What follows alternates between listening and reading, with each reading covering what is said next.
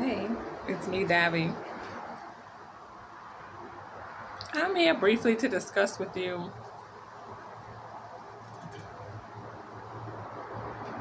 Wreckers. Wreckers. It's connected to, this couple recently in the news with their combativeness, I guess, or current situation. It appears that it's been ongoing for years, if not decades. They've been bumping heads. It's Kimora Lee and Russell Simmons. And then they have two daughters who have been caught in the mix in the middle of the debacle. I don't want to talk about their story. I don't have judgment about them, but their story sort of brought up a subject for me. It reminded me of something I always wanted to discuss with you all, or anyone, maybe non-subscribers, someone visiting my channel. Wreckers is what it reminds me of. What are wreckers? Wreckers are people who are mainly self-centered, think of themselves, rarely consider the feelings, needs, right, expectations, standards, boundaries, values of other people. They don't really care. They're sort of like me, myself, and I. It's all about me. If it's not about me, then it's going to be a problem. It's going to be major problems. It's going to be issues. So, oftentimes, these wrecker type people can be diagnosable, let's say by a therapist. Oftentimes, but let's start off with saying that it's on a scale. It's on a scale. Okay, I have found in research studies that it's on a scale. So mainly, let's say, you might find these wrecker type people, psychopaths, sociopaths, sometimes referred to as antisocial personality types. Some people also refer to narcissists on the spectrum, or persons with NPD or narcissistic personality disorder. There's also people who are not diagnosable. Well, also we can also talk about BPD, persons with borderline personality disorder. But other people on the spectrum can be persons who are not diagnosable, but they have the traits. They may have BPD traits, NPD traits, sociopathic traits, near psychopathic traits. So it's sort of like, they haven't been to a therapist, they haven't been diagnosed, but they sure do act like these other people who have no empathy, low empathy, lack of compassion, lack of concern, consideration.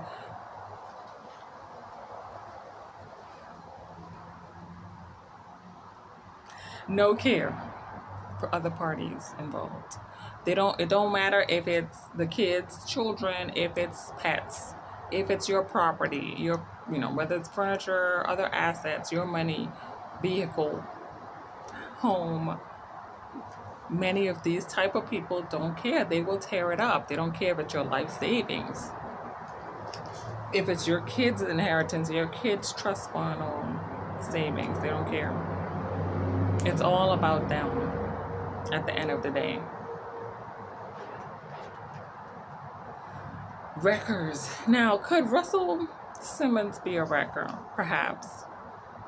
We can only go according to what Kimora says. We can only go according to what their daughters say, who are, I think they're both adults now. I'm not 100% sure. Or is it just one of them are adults? I know they're in college, so, or above 18. Are they 18?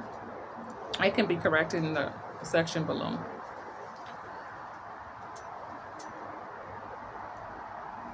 Could Russell be a wrecker?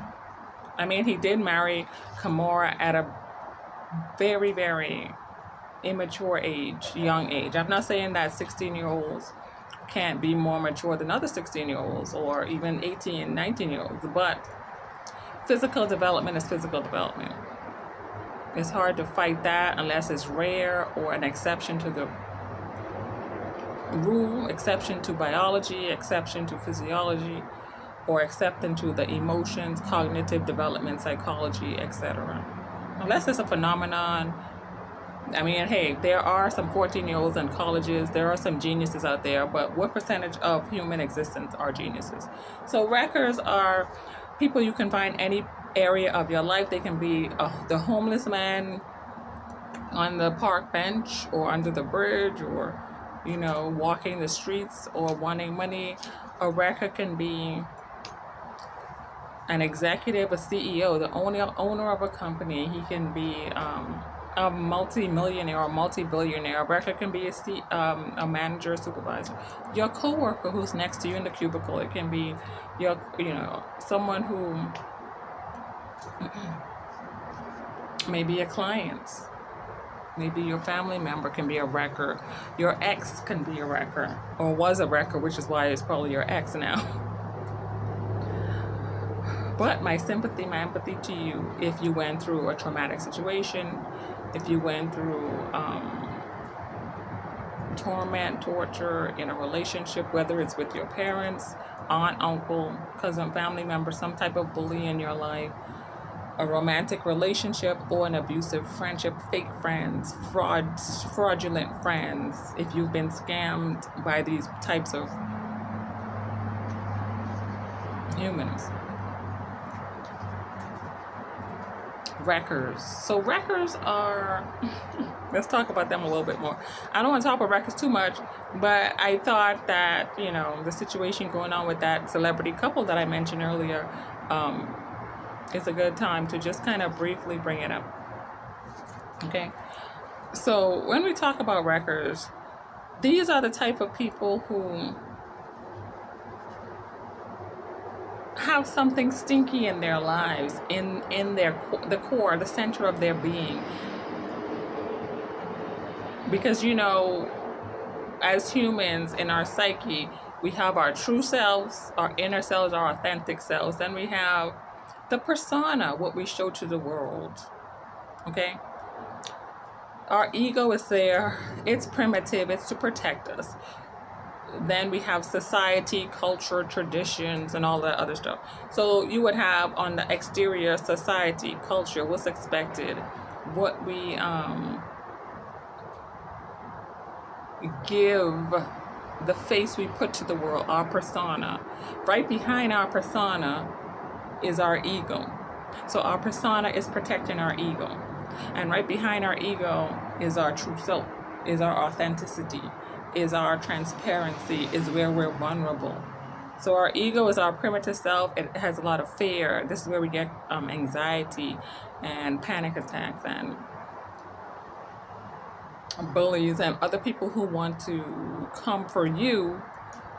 Haters, people who would try to bring you down, rip you apart, tear you down, destroy you, end you,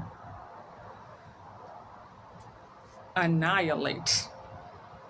I don't know if you guys know that video game back, I don't know if it was 90s or 2000s, Mortal Kombat. When I think of wreckers, that's what I think of. The finishers in Mortal Kombat. You know what they used to say? Finish him. Oftentimes, that's what these wreckers have in mind. They want to finish you.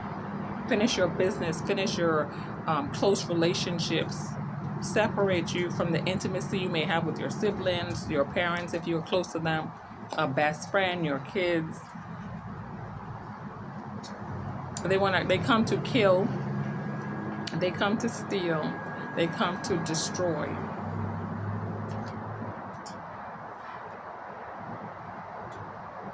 Okay. Hitler was a famous wrecker. They come to kill, they come to steal, they come to destroy. Kill your aspirations, crush your dreams, destroy your energy.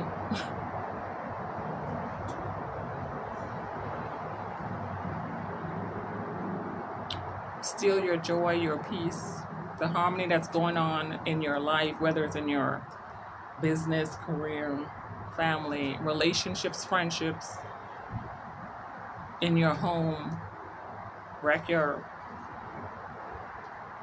assets, vehicle, destroy your finances, credits. That's what they're here to do. Kill, steal, destroy. They also can teach us big lessons in life. Lessons that we would have never learned without them. We would never be wiser without them.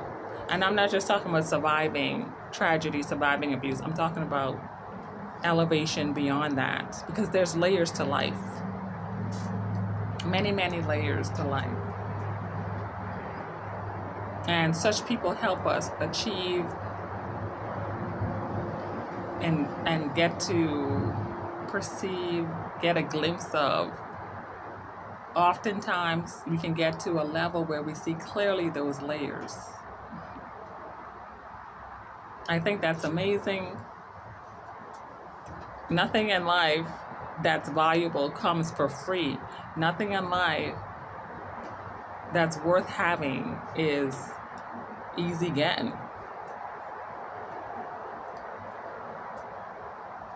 Okay?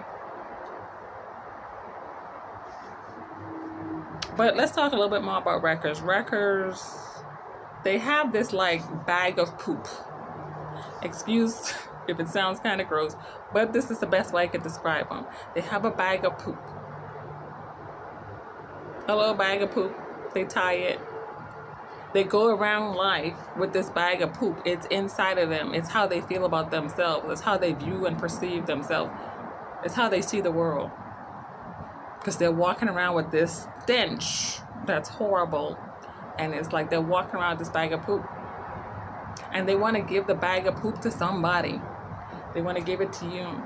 They want to give it to her. They want to give it to him. They want to give it to this child. They want to give it to that person, that elderly one. They want to get rid of this bag of poop because it's stinky.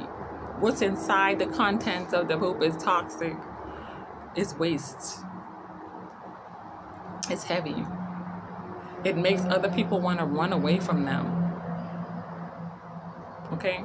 But when they meet you, when you enter their life or they enter your life, you're not going to smell the bag of poop right away.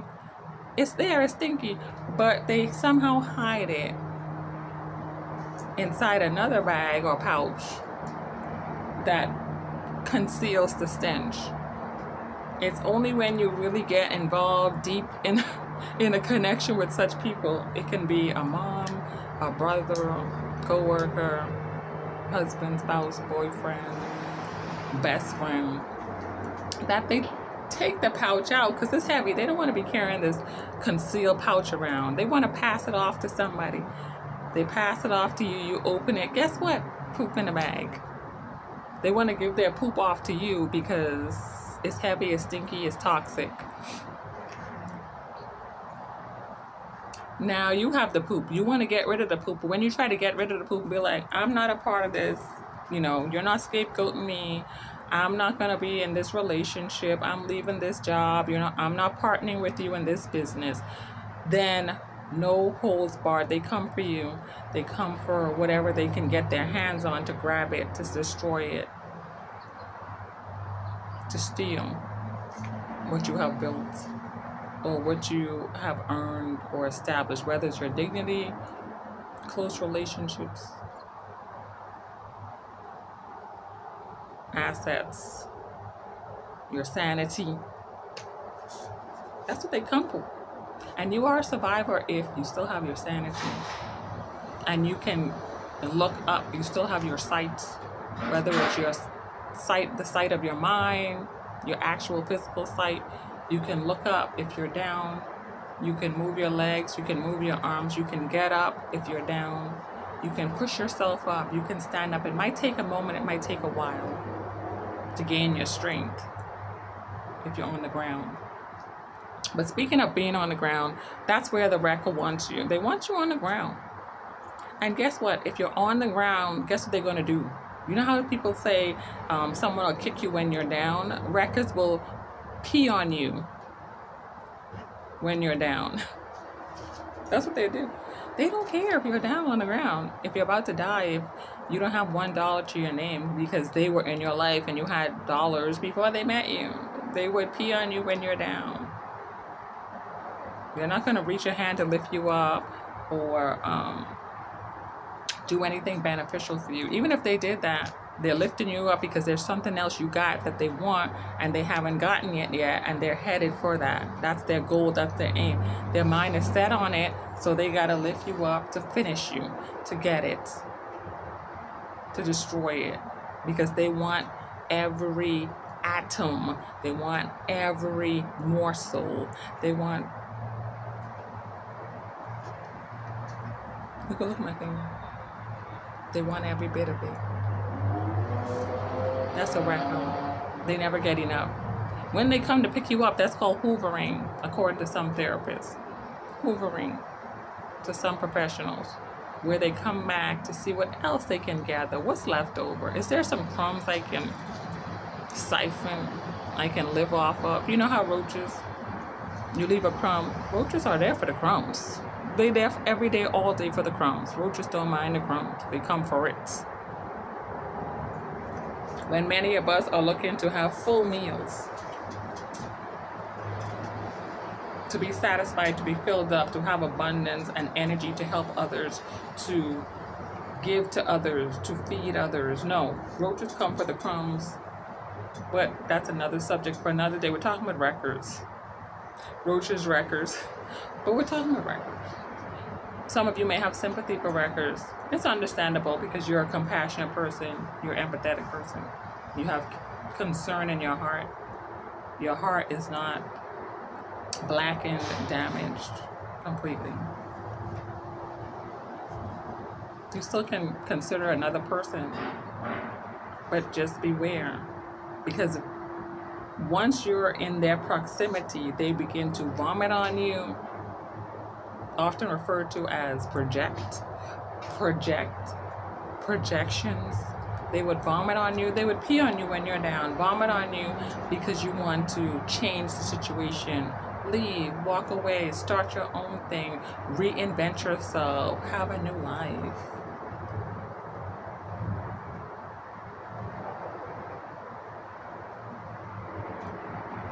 But they want you to hold their poop because it's stinky inside of them. They've carried around, it's heavy. They don't want to be burdened with this. So they go to the next person who they conceal the poop and then they pull it out. Oh, look, you got a gift of poop. They want you to hold that. When you figure out it's a gift of poop that they were concealing in that bag, that scent-proof bag when you met them, and you throw it back at them, they start projecting on you, vomiting all over you. When you hit the floor, pee all over you. That's what they do. They poop on you, they vomit on you, they pee on you, they poop on you. It's just a whole, it's a cycle. Then they pretend to clean you up, and then you come back, and you're like, oh, sorry, I wasn't feeling well that day. It was an accident. And then the process begins.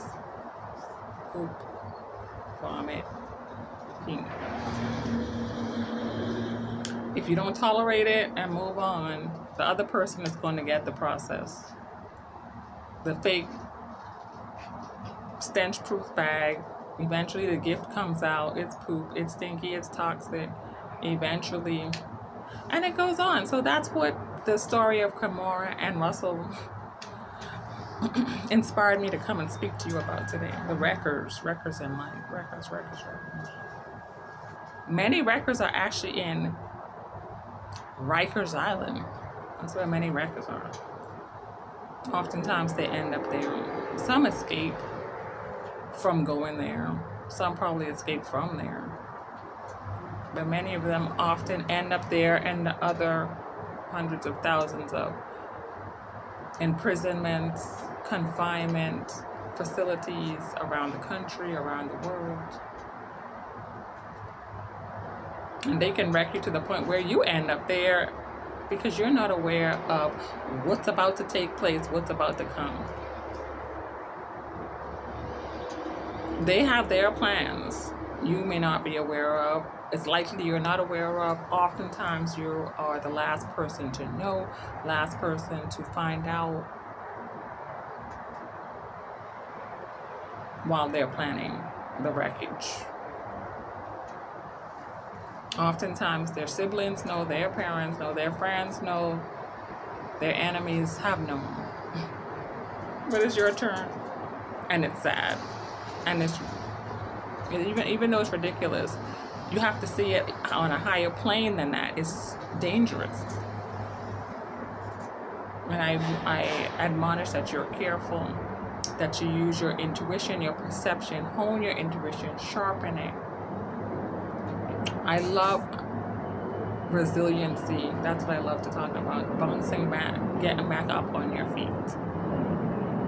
That's what I wanted to discuss with you today. I'm going to go a little bit more into detail with that another video, but right now I have to run. I'd like to talk more, but I gotta run, sorry.